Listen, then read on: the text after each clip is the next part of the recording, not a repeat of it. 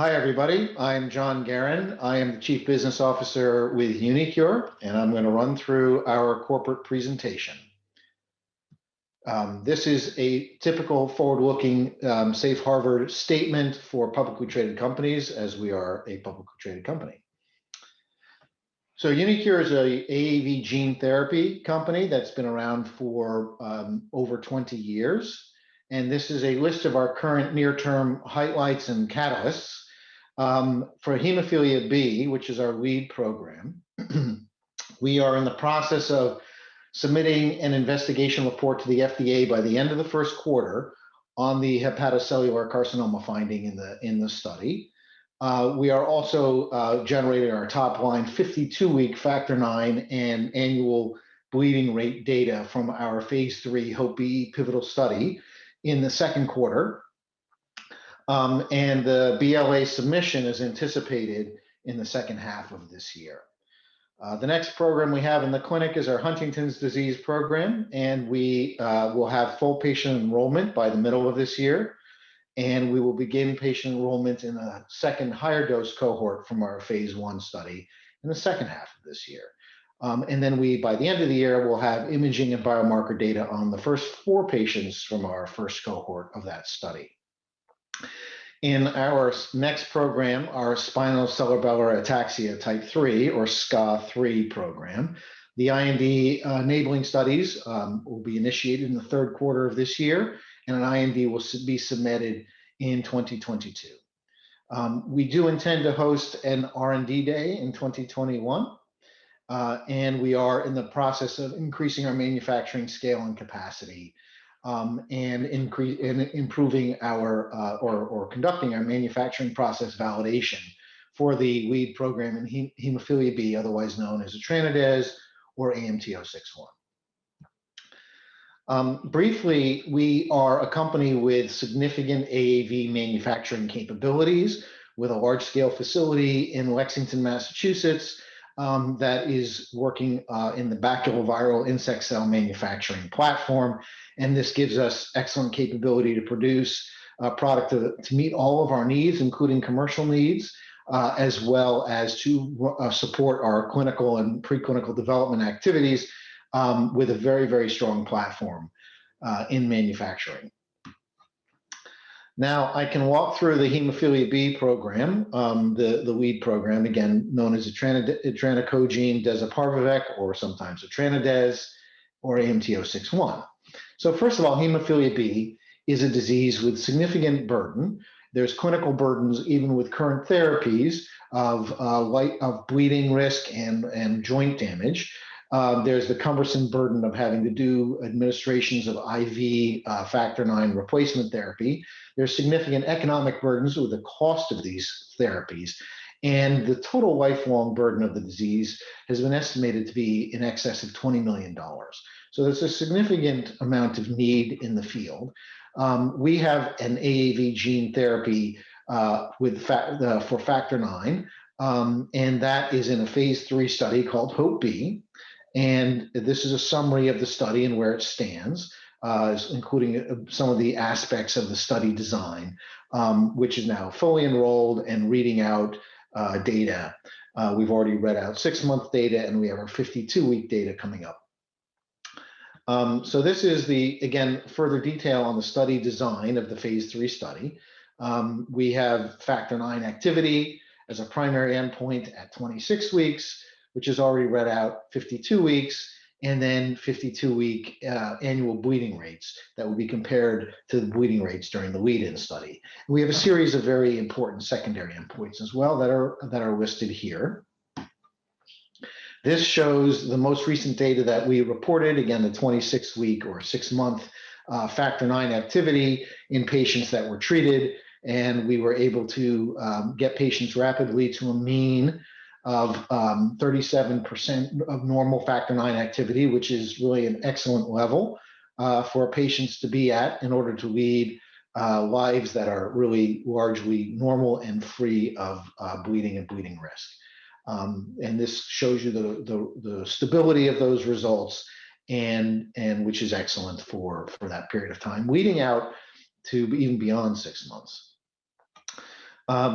So this just lets you know that over 80% of the patients in the trial achieved more than 20% of normal factor IX activity level, and that's an important level to be at in order to really reduce the need for any factor IX replacement or really eliminate it. Steroid use was not, we didn't use prophylactic steroids, and there was some limited steroid use during the course of the trial. But the majority of patients didn't need any steroids in this trial. The neutralizing antibody profile for our AAV5 vector, which we use in this study, is extremely important because there is no need to exclude patients that have pre-existing neutralizing antibodies. So we didn't do that in this trial, and we still have these very strong results. And the data show that there really is not a correlation between pre-existing neutralizing antibodies and the efficacy of the drug. So that's a pretty unique feature because other vectors using other than AAV5 typically need to exclude patients, which can be a rather large number of patients who cannot use the therapy. So there's important to note that there's a substantial reduction in bleeds post-treatment. So this just looks at the lead-in period for the 54 patients, and then the bleeding rate at 26 weeks for the 54 patients treated in this trial. And you can see a significant or an important difference in the bleeding rate that is experienced with prior to therapy and after therapy. And during the lead-in, these patients were treated with their normal therapy. So this shows an improvement in their, apparent improvement in their bleeding rates. There's an enormous reduction in the use of factor IX replacement. So it's essentially down by 98%. Very little use of factor IX replacement once the patients have been treated with gene therapy, which is an enormous reduction in cost and burden of treatment. AEs are quite reasonable. The AEs are described here in certain detail. We didn't see any significant adverse events, and the drug is quite well tolerated. We, as some of you may know, we actually began with a different program, which was called AMT-060, which is a less hyperactive form of factor IX than we used in the current program. But we did our phase 1/2 with that form of the product.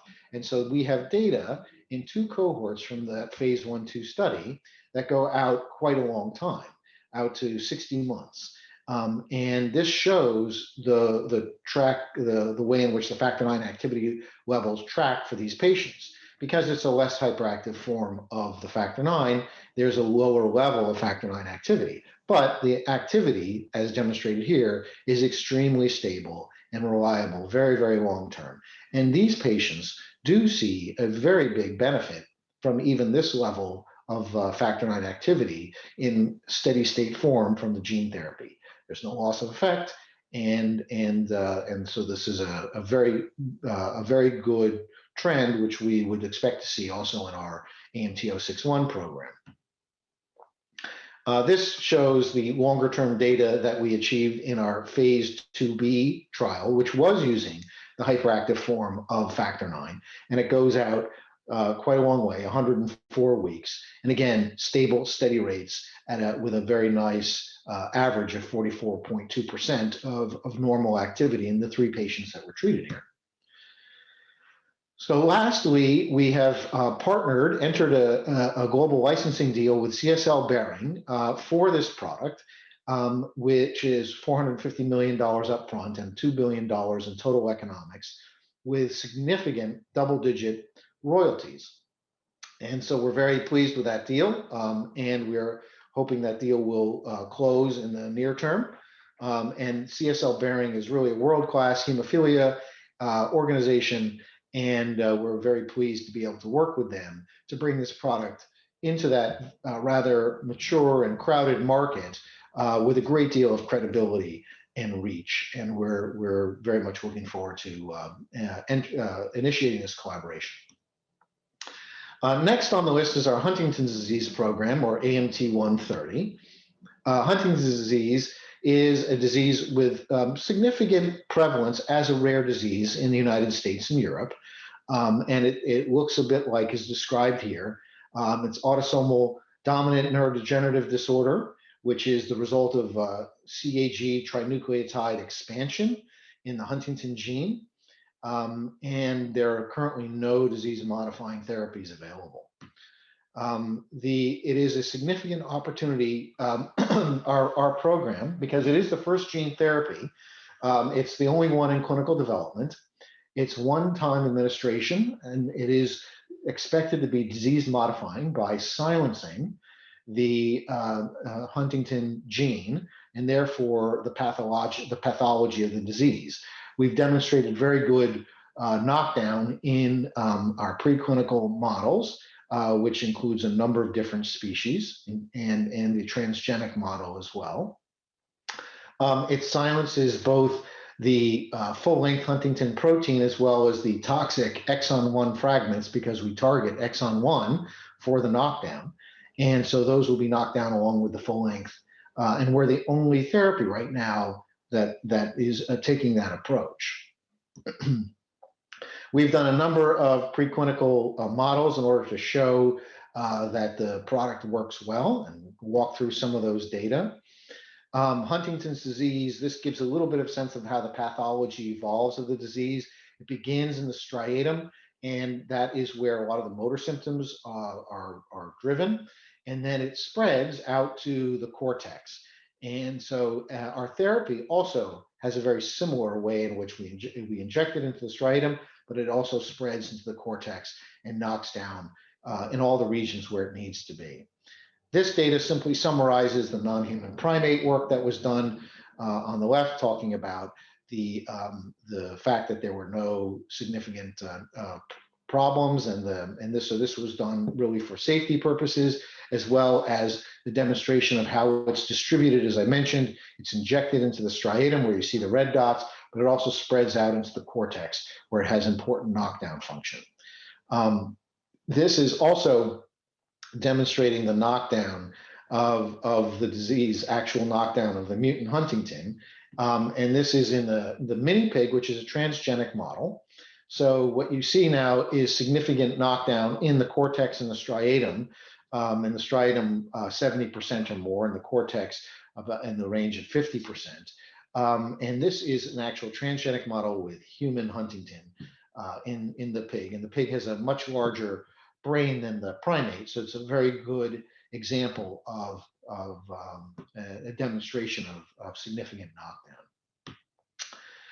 This data indicates that we also knock down the exon 1 fragments, as was described earlier, and that's an important aspect of the drug because this is also an important component of the disease pathology. And this is just an overview of the current status of the study. It's a phase 1/2 study with the objective of assessing safety, tolerability, as well as efficacy parameters. It's a multi-center randomized double-blinded study. And we use a control with imitation surgery, where the patients who receive that don't actually get surgery, but they do go through the process. And we have two cohorts, a lower dose and a higher dose cohorts, with a total of 26 patients.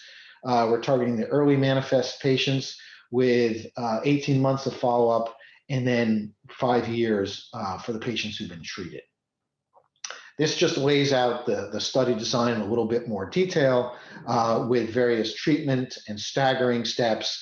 At the end of those stagger steps, we get a DSMB approval to move to the next step. And so we've already treated 4 patients. We've gotten the go-ahead from the DSMB 2 times, and we're now in the third group, the final group in cohort 1, where a number of those patients have been recruited and treated. And then once we've gone through the 1-month stagger, we'll get presumably get the DSMB agreement to go into cohort 2. This summarizes some of the things that we're looking at, particularly from an efficacy perspective. It's a wide range of things, including biomarkers like NFL, imaging parameters, clinical parameters on motor symptoms and other functioning, and a variety of other aspects to measure efficacy. And these just summarizes where we stand, the milestones we've achieved, and the milestones that are upcoming, which I ran through earlier. The current pipeline beyond the 2 clinical programs that I walked through is summarized here.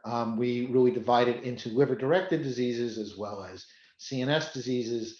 And so in preclinical development, we also have a Fabry program that's liver targeting. And as I mentioned earlier, the SCA3 program, we hope these will get to the clinic relatively soon. And then we have we have 4 collaboration targets in cardiovascular diseases with Bristol Myers Squibb. And we recently announced that one of those programs has moved into IND enabling work. So again, this just summarizes the programs and the upcoming near-term catalysts for the company that I went through before. And that completes the presentation. Thank you very much for your time. Please don't hesitate to reach out to me at uniqure if you have any questions. Thank you.